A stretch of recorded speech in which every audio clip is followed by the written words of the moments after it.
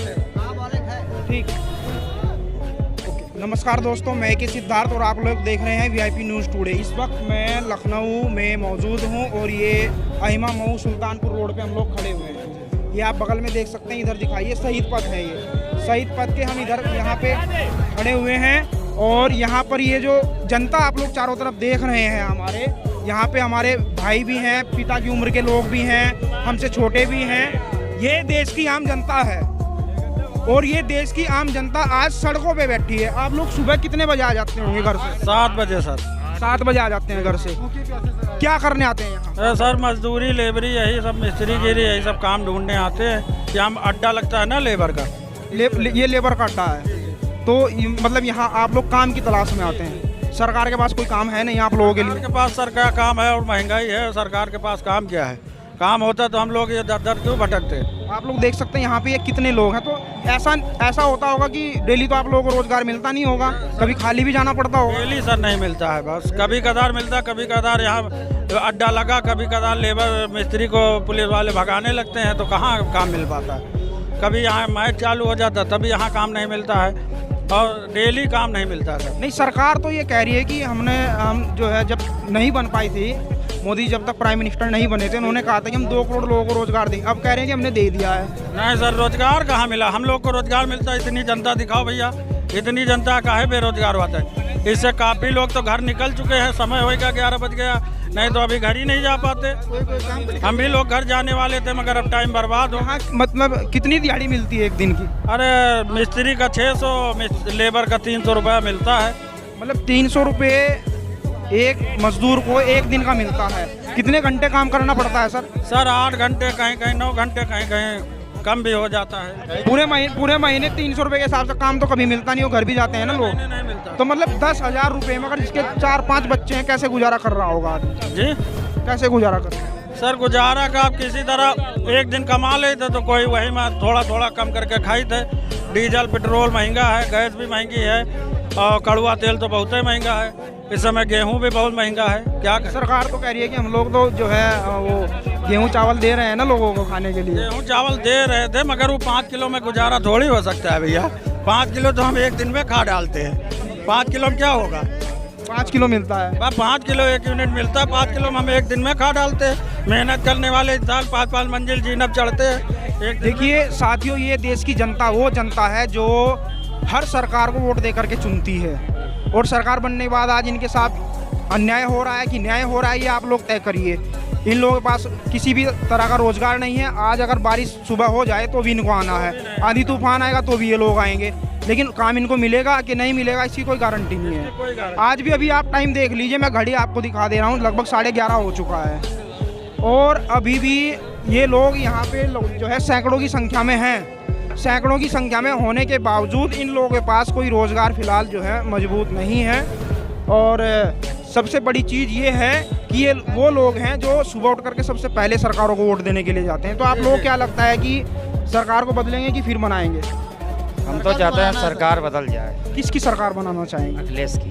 अखिलेश यादव जी।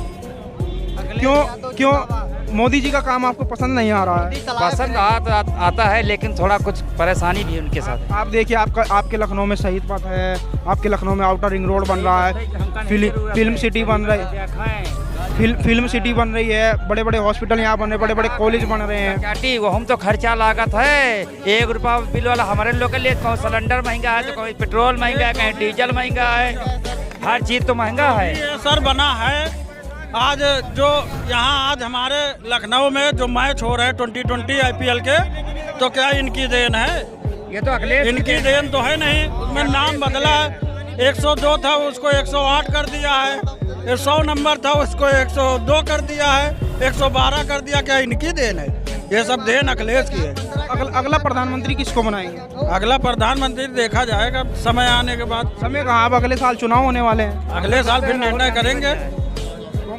हाँ, कांग्रेस।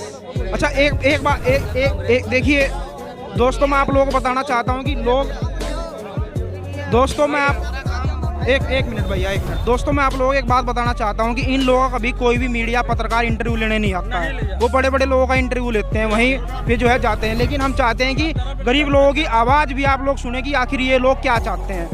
भैया आप मेरे को एक बात बताइए, इधर आइए। सेंटर में और स्टेट में अगर सरकार सेम रहे, जैसे भाजपा ही सेंटर में है, भाजपा ही स्टेट में है, तो ये देश के लिए सही है, देश की जनता के लिए सही है? अलग अलग सरकारें होनी चाहिए। हाँ, मगर साहब इतनी परेशानी, इतनी महंगाई जी का जवाब नहीं, कोई इतनी महंगाई का कमाई पूर्ण नहीं पड़ रहा, खर्चा नहीं पूर्ण पड़ रहे हैं। अहिमा मऊ काम करने और यहाँ पानी पीने के लिए बड़ी मुश्किल हो जाता है, बाथरूम करने के लिए मुश्किल होता है। ये देखो तो डांटता है, गरियाता है, मारने दौड़ता है लेबर को। एक पानी पीने के लिए मुश्किल है यहाँ पर अहिमा मऊ में। एक नल, एक हैंडपंप, ना कोई टंकी, पानी पीने की कोई सुविधा नहीं है। ऐसे सरकार से हमसे क्या मतलब है? गरीबों परेशान, जिसके पास सब कुछ है उसको सारी व्यवस्था मिलती है, जिसके पास कुछ भी नहीं है, जिसके पास खेती नहीं है उसको कोई 1 रुपया कर्जा पैसा कुछ नहीं मिलता है, जिसके पास खेती है उसको 2000 रुपये भी मिलता है। 5 किलो राशन दे रही सर। हाँ, 5 किलो राशन में हमारा क्या भला होगा बताइए? 5 किलो राशन में कुछ नहीं होता मेरा। 5 किलो राशन तो भिखारी भीख मांग कर लेके चले जाएंगे द्वारे से। द्वारे आया हुआ आदमी को हम ऐसे लौटा देंगे?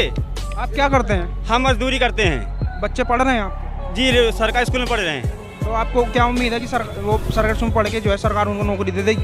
अब पता नहीं क्या सरकार क्या करेगी। बच्चों को खाने तक नहीं पा रहे हैं आंगनबाड़ी में। इसमें जो बच्चे अभी तक खाना पाते थे, आंगनबाड़ी में खाना रोक दिया गया है। तो देखिए ये लोगों की समस्याएं, और मैं आपको बताऊं ये जो स्थिति यहाँ लखनऊ अहिमा मऊ चौराहे पे है, ये स्थिति मैं आपको बताऊं, मैं भारत के हर स्टेट में जा चुका हूं अब तक, चाहे बिहार हो, आपका पश्चिम बंगाल हो, बिहार आपका कर्नाटक हो, तेलंगाना हो, चाहे पंजाब हो, हरियाणा हो, उत्तराखंड हो, उत्तर प्रदेश हो, आपका कोई भी स्टेट हो, राजस्थान, मध्य प्रदेश, सब जगह पे हर चौराहे पर सैकड़ों की संख्या में जो है मजदूर लेबर अपने देश की जनता मिलती है। उनके बारे में कोई सोच ही नहीं रहा है कि उनके पास रोजगार होना चाहिए। ये लोग भी चाहते हैं कि इनके बच्चे भी अच्छे स्कूल में पढ़े, लेकिन कैसे पढ़ेंगे? आप जवाब दीजिए। तो सरकार को इनके बारे में सोचना चाहिए। हम देखिए, हम एक पत्रकार हैं, हम किसी भी सरकार के खिलाफ नहीं है और किसी जनता के भी खिलाफ नहीं है, लेकिन हम चाहते हैं कि जनता को भी तो अधिकार मिलने चाहिए ना।